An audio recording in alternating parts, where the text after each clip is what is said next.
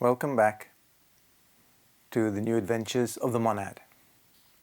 Today we start by looking at a fundamental principle that is repeated over and over again at many different levels throughout the solar system.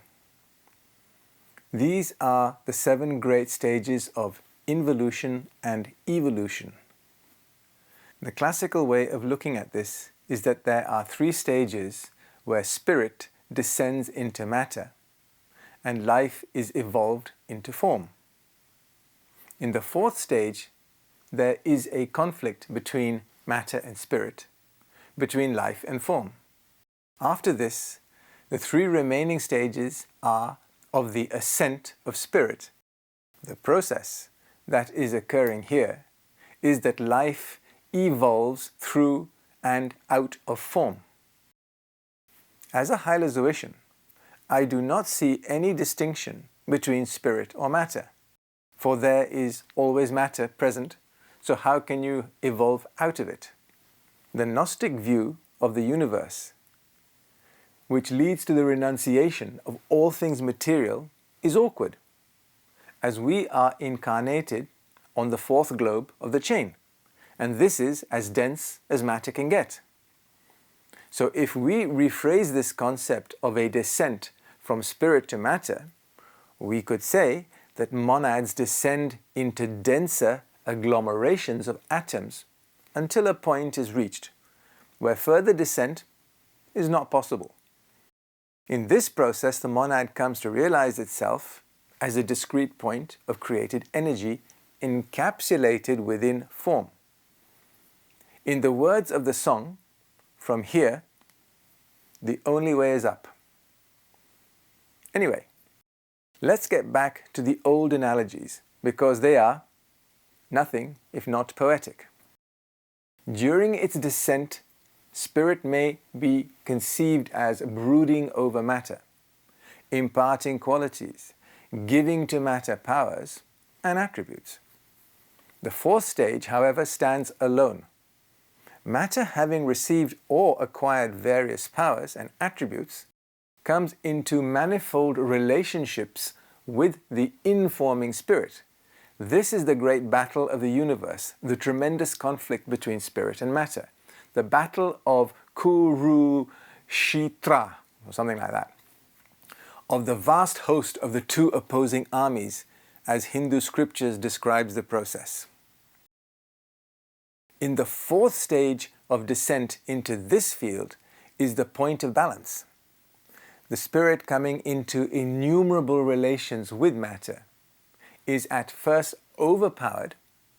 Then comes the point of balance, when neither has advantage over the other. Then, slowly, the spirit begins to triumph over matter, so that, at the end of the 4th stage, spirit is the master of matter and is ready for the ascent through the 3 stages that complete the 7.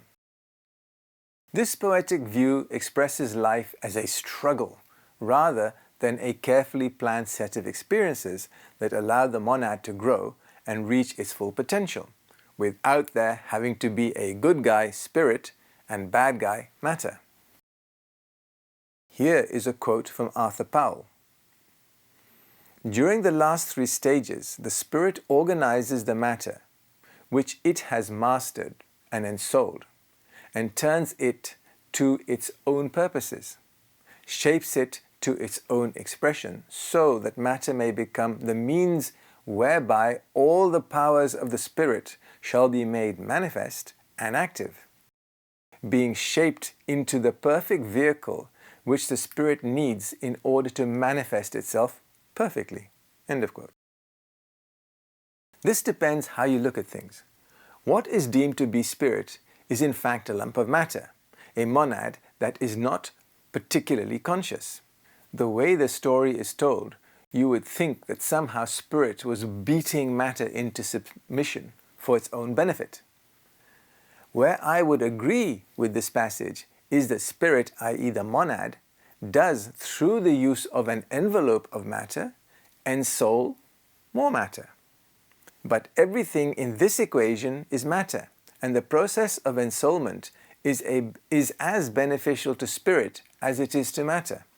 Obviously, as one's consciousness evolves, the monad is then capable of manipulating and molding matter to meet the requirements that every agent within creation plays within the divine plan of the Absolute. During the descent of spirit, often called the downward arc, there is not only a tendency towards greater materiality, the spirit involving itself in matter in order to learn to receive impressions through it, but there is also a tendency towards differentiation, the stream of divine life dividing and subdividing itself into an ever-increasing number of streamlets and units of consciousness. As the monad begins to ascend through and then out of the first triad, the monad is learning not to dominate but to manipulate matter. It starts by seeing this matter as an expression of itself. Witness the numerous TikTok videos where the camera is self-directed. This leads towards a tendency for even greater differentiation. This, however, leads eventually to a realization that materiality is not where the monad needs to ultimately be focused. Where does one go then from here? It is towards Unity 46. At this stage, the monad, having learnt perfectly how to receive impressions through matter and how to express itself through it, and having awakened its dormant powers, learns to use these powers rightly in the service of the Logos and life. This principle, as has already been said, is repeated over and over again at many levels. It may be seen in operation in successive chains, rounds, globes, races, and sub-races. If you remember back to the diagram of the 7 planetary chains, you can see this descent and ascent as it happens at the macro level in our solar system. In the case of the globes of any particular chain, the diagram shows that the globes of each chain descend and ascend again in degrees of materiality.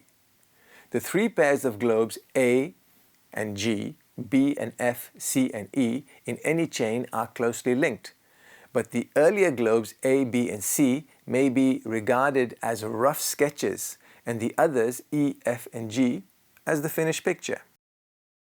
The first globe, globe A, may be regarded as the root or seed of the chain, the last globe, globe G, as the flower or fruit of the chain. Hence, globe A is sometimes spoken of as the root world. Globe G, similarly, is sometimes called the seed world because, though it produces the fruits or final product of its own chain, it also provides the seed for the following chain. In the first 3 globes of a chain, forms are evolved. In the 4th globe, the gulf is spanned between the forms and the overbrooding spirit, and the forms become ensouled. In the later 3 globes, the spirit shapes the forms to their will. It is worth thinking about what an overbrooding spirit is actually doing. Whatever vehicle a monad uses to experience life on globe D, it has to construct it first. Now, does that mean we were busily hammering away at a statue of ourselves? Of course not. For a start, it is the divas that do the hammering. But a relationship has to be built between the form we will eventually take and the matter that goes to make up that form. All is life, so it is not as if we are hovering over inanimate objects. We are not even individually conscious.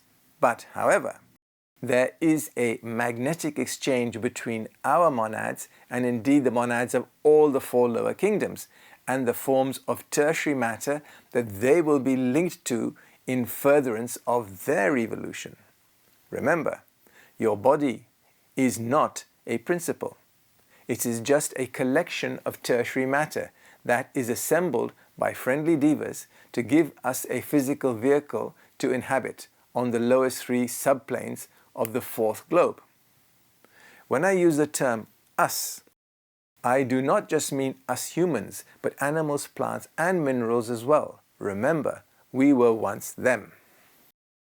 Globe A of a chain is sometimes called also the archetypal globe because it contains the archetypes of the forms to be produced in the round. But, as Blavatsky said, the word archetypal must not be taken here in the sense that the Platonists gave to it, i.e., the world as it existed in the mind of the deity, but in that of a world made as a first model to be followed and improved upon by the worlds which succeed it physically. In future presentations, when we come to consider races and subraces, we will see exactly the same principle in operation. In our scheme of evolution, we are at the present just past the middle point. The central point of the whole scheme would have been in the fourth chain, fourth round, fourth globe, fourth root race. Hence, the actual middle point fell in the time of the last great root race, the Atlanteans.